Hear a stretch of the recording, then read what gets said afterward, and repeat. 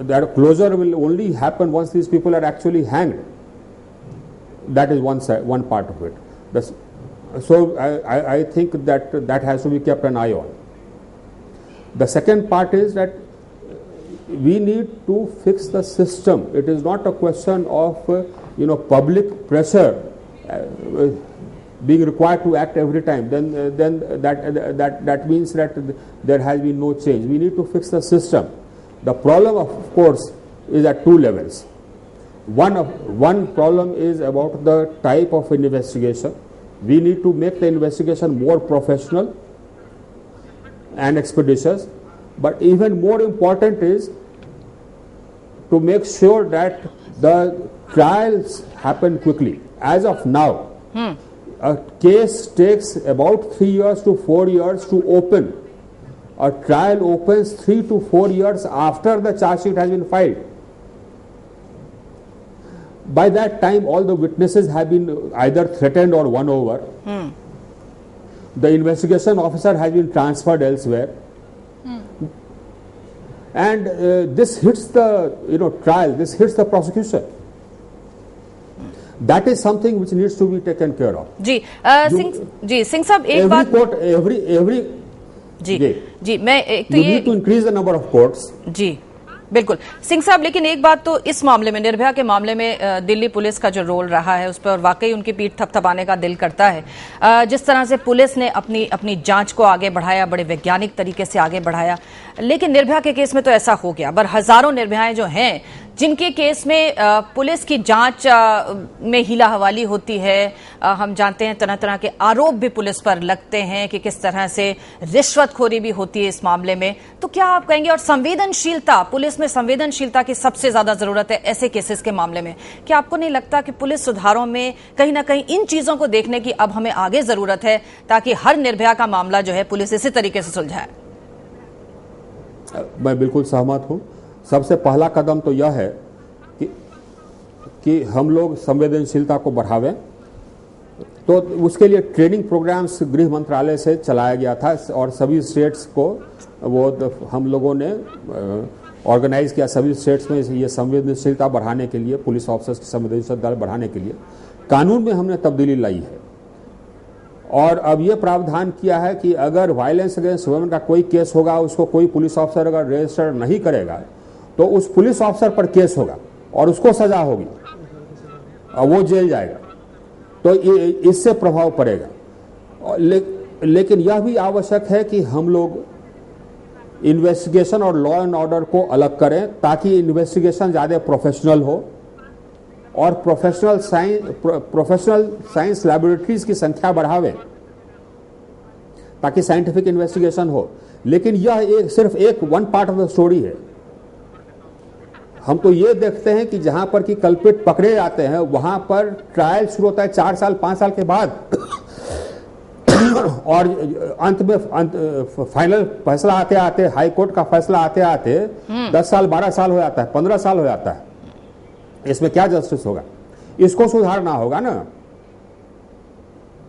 जी सिंह साहब, जिस तरह से अभी हमने पुलिस की संवेदनशीलता की बात की, एक बात जो और निकल कर आती है वो ये आती है कि जो हमारी देश की गलियां हैं, जो हमारी देश की सड़क हैं, कॉलेज हैं, स्कूल है, घर है या बाहर है, वहां पर कानून का डर नहीं है लोगों में, पुलिस का डर नहीं है, उस तरह से कानून का भय नहीं है, जिसकी वजह से इस तरह की चीजें होती हैं। तो एक केस में तो हमने अंजाम तक पहुंचा दिया, लेकिन जो इतने सारे केसेस पेंडिंग रह जाते हैं उसमें यह कानून का डर लोगों में कैसे आए, इस पर आप क्या कहना चाहेंगे?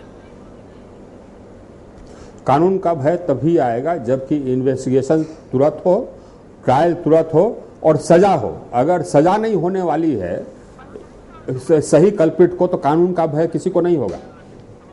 तो ये इन्वेस्टिगेशन का प्रोसेस हमको एक्सपेडाइट करना है, ट्रायल का प्रोसेस हमको एक्सपेडाइट करना है, और दोनों का सुपरविजन, इन्वेस्टिगेशन सही ढंग से हो रहा है इसका सुपरविजन हो। करप्शन तो बहुत है, पुलिस महकमा में करप्शन बहुत है, ये सबको जानकारी है। उसमें सुधार कैसे लाई जाए ये सोचना होगा ताकि सुधार कम हो, ताकि करप्शन कम हो और सुधार के तरीके हम लोग को इजाद करने होंगे ताकि करप्शन कम हो जी, और प्रोफेशनल बनाना होगा। उस इन्वेस्टिगेशन पर। जी आर के सिंह साहब बने रहिएगा हमारे साथ, हम आगे भी आपसे बात करेंगे। फिलहाल हम चलेंगे, हमारे संवाददाता अनिल पूनिया इस समय हमारे साथ मौजूद हैं। अनिल पूनिया, आप कोर्ट के अंदर मौजूद थे जब ये फैसला सुनाया गया था, कुछ बताइए अंदर के दृश्य और जज साहब ने क्या कुछ कहा अपनी ऑब्जर्वेशंस में, क्या बता सकते हैं आप हमें?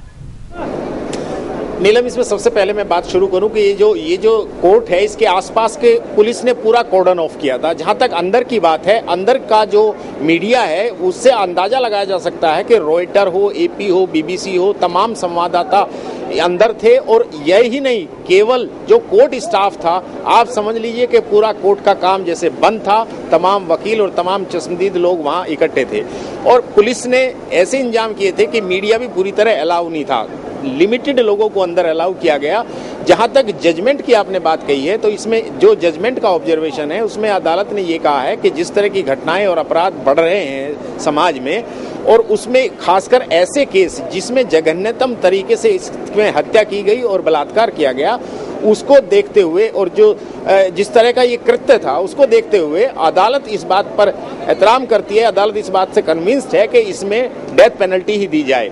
इसके अलावा दूसरी बात जो मैं आपको बताना चाहूँगा नीलम, कि ये केस एक अपवाद है, एक्सेप्शन है, क्योंकि एक मीडिया ट्रायल थी, सोशल मूवमेंट था, लोग इंडिया गेट पे आए थे, तो 9 महीने लगे इसमें। अब आप अंदाजा लगाइए कि 9 महीने जो डे टू डे बेसिस पे एक अदालत और संजीदगी से पुलिस भी लगी है, 164 के बयान भी हो गए हैं और पुलिस के भी, बचाव पक्ष भी, प्रोसिक्यूशन भी, तमाम तैयारियां, डीएनए टेस्ट है, सीएफएसएल रिपोर्ट है, सारे मजिस्ट्रेट के बयान है। ये अपवाद है, ऐसा हर केस में नहीं होता। और सवाल ये है कि क्या एक ही केस ये रहेगा कि भाई या दूसरे प्रक्रिया सुधारी जाएगी। पुलिस की जहां तक बात है, पहले तो समाज की व्यवस्था ऐसी है कि केस ही सामने नहीं आते बलात्कार के। दूसरा, अगर आता भी है तो उसमें पुलिस की संजीदगी नहीं रहती। तीसरा, पुलिस अगर एफआईआर भी दर्ज करती है तो समय पर चार्जशीट नहीं होती, चार्जशीट भी दाखिल करती है तो गवाह नहीं जुटाती। सवाल ये है कि इंस्टीट्यूशंस की जितनी जो शाखाएं हैं अपराध को रोकने के लिए, हमारे यहाँ देश में प्रिवेंशन तो ना के बराबर है। भले ही आप पुलिस चाहे जितना कहे, प्रिवेंशन नाम की कोई चीज नहीं है। घटना के बाद भी जो इन्वेस्टिगेशन पार्ट है, जो प्रोसीडिंग्स हैं, 3-3 साल 4-4 साल चार्ज फ्रेमिंग में लग जाते हैं। तो ये एक केस अपवाद है। इसमें चाहे एनजीओ हो, चाहे जनता हो, चाहे सोशल मूवमेंट हो, चाहे मीडिया हो, और इसमें यही इसका अंजाम होना था। कारण ये था कि ये इसमें इतने फुल प्रूफ इसमें दिए, तमाम एजेंसियां जैसे इसी केस के पीछे लगी हुई थी। जी, जी, और जी। यही नतीजा आना ही था और इतनी जल्दी आया। अच्छा, लेकिन सवाल है कि बाकी केसेज में क्या हुआ। जी अनिल पूनिया, ये बताइए कि जो बचाव पक्ष की जो दलीलें अभी सुनने को मिल रही हैं, वो बड़ी अजीब अजीब दलीलें दे रहे हैं। वो कह रहे हैं कि साहब गैंग रेप अगर हुआ है, अगर ये मामले यहीं थम जाते हैं तब तो आप फांसी दीजिए, ये मामले तो थमेंगे नहीं, इसलिए फांसी का कोई मतलब नहीं। इस तरह की जो ये लचर दलीलें पेश कर रहे हैं, इनका क्या मतलब है और क्या आधार है? देखिए नीलम, मैंने जैसे बताया कि ये एक केस अपवाद स्वरूप है। इसमें वकील भी सामने नहीं आए थे। बचाव पक्ष के लिए भी बड़े हंगामे रहे, बार काउंसिल ने बाइकआउट किया। चूंकि मीडिया ट्रायल था इसलिए कोई वकील आने को तैयार नहीं था। जो ये वकील आए जिन्होंने बचाव किया, अब चूंकि कानूनी प्रक्रिया है, बचाव पक्ष में वकील को आना ही होगा। अगर नहीं आएगा बचाव पक्ष का वकील तो सरकार उसे वो मुहैया कराएगी वकील। लेकिन ये जो बयान दे रहे हैं ये एक तरह की प्रतिक्रिया है। ये वो प्रतिक्रिया है जो 3 दिन पहले वकीलों पर चप्पलें फेंकी गई थी, उनके साथ मारपीट की गई थी। आम जनता को जो भीड़ होती है, जो क्राउड साइकोलॉजी होती है, वो जस्टिफिकेशन नहीं देखती है। अभी पीछे मेरे आवाज आप सुन रही हैं, वो कह रही जुवेनाइल को फांसी दो, जुवेनाइल को भी बाहर निकाल के फांसी दो।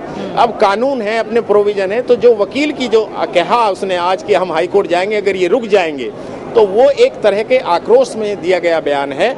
ऐसा ना होता है किसी एक सजा से कि अपराध रुक जाते हैं, ना ही ऐसा होता है। सवाल है कि इंस्टीट्यूशंस और जो संस्थाएं हैं वो सेंसिटाइज हों और उसमें स्पीडी ट्रायल हो। ये दलील वकील की से मैं इत्तेफाक नहीं रखता कि वो उन्होंने कहा कि अपराध रुक जाएंगे तभी मैं अपील में जाऊंगा। अपील में जाने का उनका हक है, लेकिन ये उनकी कोई भी इस तरह का बयान को उचित नहीं ठहराया जा सकता। उनको अपील में जाने कहा कि वो जाएं, लेकिन इससे ना अपराध का सरोकार होता है, ना ही इस फैसले से अपराध रुकेंगे, ये सब जानते हैं। तो ये एक तरह का आक्रोश था जो वकीलों के व्यक्तिगत टिप्पणी हो सकती है, और वो व्यक्तिगत टिप्पणी मैं समझ सकता हूं कि उनके साथ जिस तरह से उन्हें रोका गया, चप्पलें मारी गई, पैसा 10 रुपया उनको दिया गया कि आप ये ले लीजिए, पैसा ले लीजिए, ऐसा नहीं होता है। कानूनी प्रक्रिया अपनी जगह है और उसमें फॉलो हुई है। बस अपवाद केवल ये है कि 9 महीने में आपके सामने फैसला है, और 9 महीने में फैसला तब है जब तमाम देश और विदेश का मीडिया इस पे लगा हुआ था। अब देखना यह है कि दूर दराज में किस तरह का इसका संदेश जाता है और किस तरह से सुधार पुलिस में और कानून में। और दूसरी बात मैं एक और कहनी चाहूंगा नीलम, यहाँ आपको थोड़ा सा समय लूंगा, कि सवाल ये है कि इस तरह के अपराध करने वाले कौन हैं। आप डिटरेंट लाइए, आप कानून लाइए, लेकिन साथ साथ जो शैक्षिक स्तर है, जो सोशल रिफॉर्म्स की जरूरत है, जो एजुकेशन की जरूरत है, उस पर जब तक नहीं दिया जाएगा। मैंने 15 साल से ये मेरा एक्सपीरियंस है, जो इस तरह के क्राइम में, चाहे अपराध हो चाहे चोरी हो, 2 ही लोग होते हैं, एक जो एजुकेटेड नहीं है और दूसरा जो जिनके पास कुछ काम नहीं है। ये 2 बुनियादी कारण अपराध, ये भी हो सकता है कि दूसरे लोग भी अपराध में आते हों, लेकिन 2 बुनियादी कारण 90% मामलों में देखे जाते हैं। तो इस तरह के तमाम रिफॉर्म की जरूरत है, एक अच्छी पहल थी, और ये फैसला आपके सामने है।